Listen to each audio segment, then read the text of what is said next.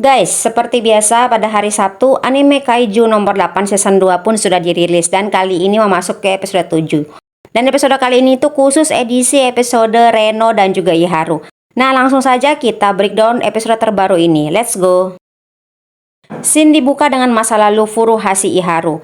Nah, semasa bersekolah di sekolah pembasmian, Iharu walaupun penampilannya tidak meyakinkan namun ternyata pintar guys. Selalu mendapatkan ranking 1. Iharu juga selalu berlatih untuk memperkuat tubuh dan ototnya. Pokoknya dia merasa dirinya kuat saat itu. Iharu sangat ingin masuk ke pasukan anti kaiju seperti idolanya yaitu Mina, Isao, dan juga Narumi.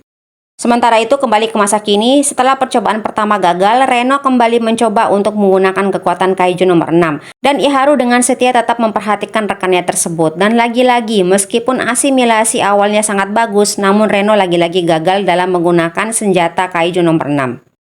Scene kali ini beralih di sebuah hutan hijau. Di sana terlihat Kaiju sekelas Yoju dan juga Honju. Divisi 4 yang dipimpin oleh Kapten Ogata tengah bersiap menghadapi musuh. Iharu dan Reno juga terlihat di dalam tim. Reno dengan kostum baru berwarna birunya ternyata telah berhasil berasimilasi dengan Kaiju nomor 6. Iharu berpendapat bahwa hawa dingin dari elemen kekuatan yang dikeluarkan oleh Reno sudah membekukannya, padahal Reno belum mengeluarkan sepenuhnya kekuatan dari Kaiju nomor 6.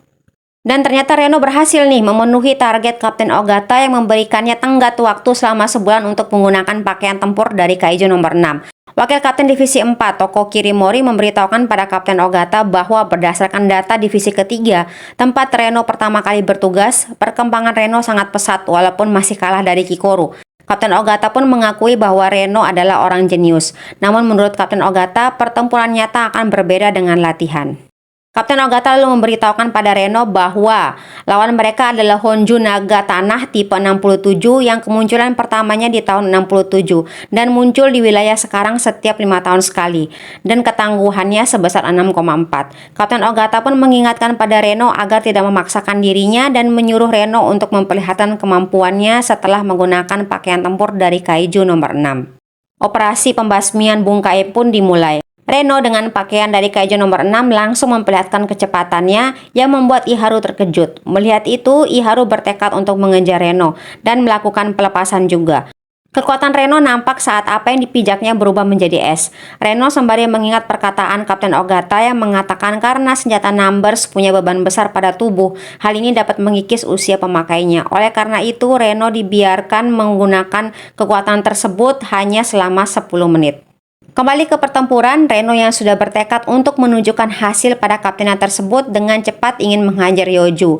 Namun ia masih sulit mengendalikan esnya yang berakibatkan langkahnya tidak seimbang dan ia pun tersungkur. Untung saja Iharu dan juga anggota yang lain datang menolongnya.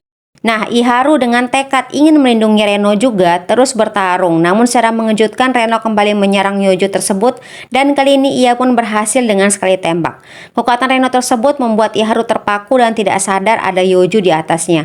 Iharu di situ mulai down karena serangannya tidak mempan untuk sekelas Yoju. Iharu pun mengingat kembali saat ia pertama kali bergabung di pasukan anti kaiju. Ia menilai dirinya mengalami penurunan dan juga stuck. Iharu sadar bahwa banyak rekan di atasnya yang berbakat seperti Kikoru, Izumo, Aoi, bahkan Reno. Iharu merasa ia sangat tertinggal meskipun ia berusaha untuk mengejar mereka. Terlebih lagi Reno yang awalnya ia anggap biasa saja. Ternyata adalah orang yang jenius.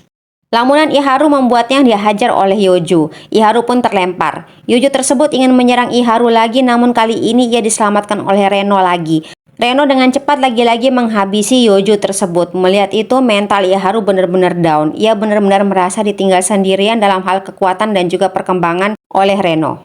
Setelah membasmi seluruh Yoju, yang tersisa sekarang adalah monster Honju. Iharu masih memperhatikan Reno yang kali ini langsung berhadapan dengan Honju tersebut dan melakukan pelepasan penuh sebesar 43%.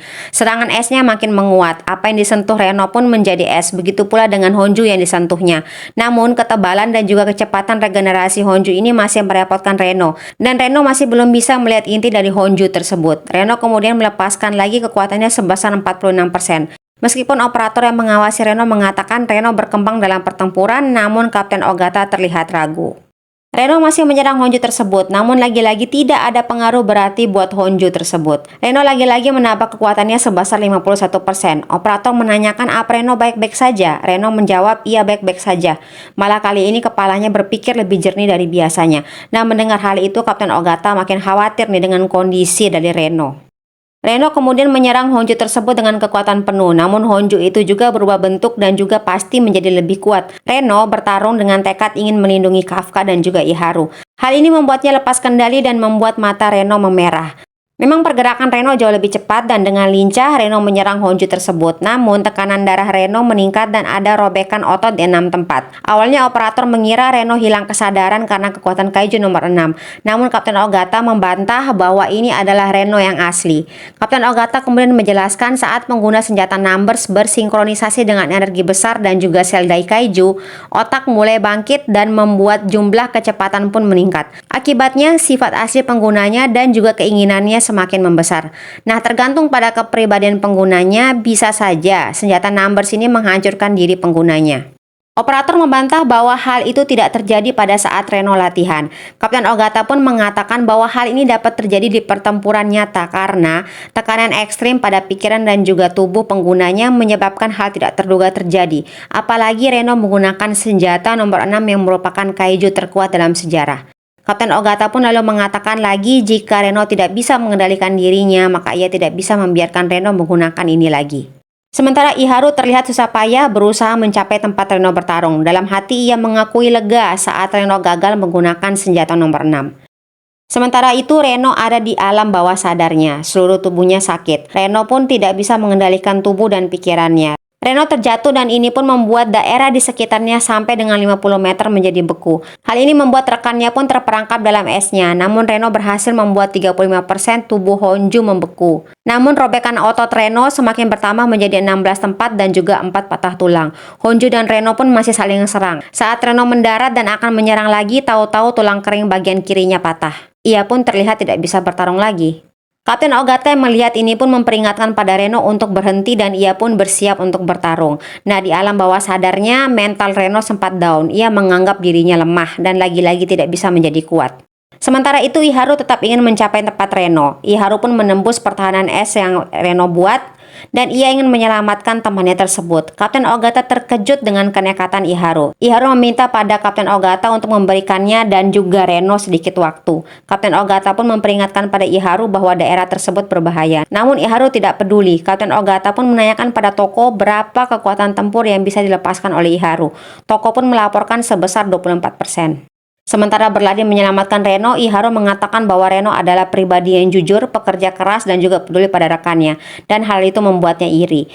Iharu pun melihat Reno yang terperangkap. Iharu mencoba menghancurkan kayu es yang menghalanginya dan ia pun berhasil mencapai Reno. Reno kali ini tersadar tahu-tahu sudah dipanggul oleh Iharu. Es di sekitarnya pun mencair dan menandakan Reno tidak memakai kekuatannya lagi. Iharu memberitahu pada Reno bahwa kapten mereka memberikannya mereka waktu. Dan para senior mereka sedang mengalihkan perhatian Honju tersebut. Iharu menyuruh Reno untuk mengalahkan Honju itu agar Reno segera resmi jadi pengguna senjata kaiju nomor 6.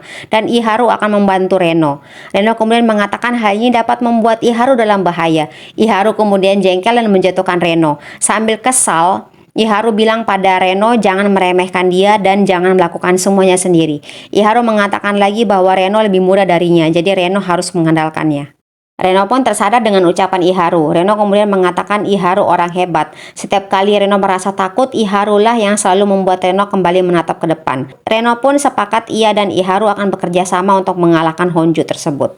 Nah, episode kali ini pun bersambung dengan kerjasama antara Iharu dan juga Reno dalam melawan Honju. Nah, harus bersabar lagi nih kita sampai dengan episode mendatang.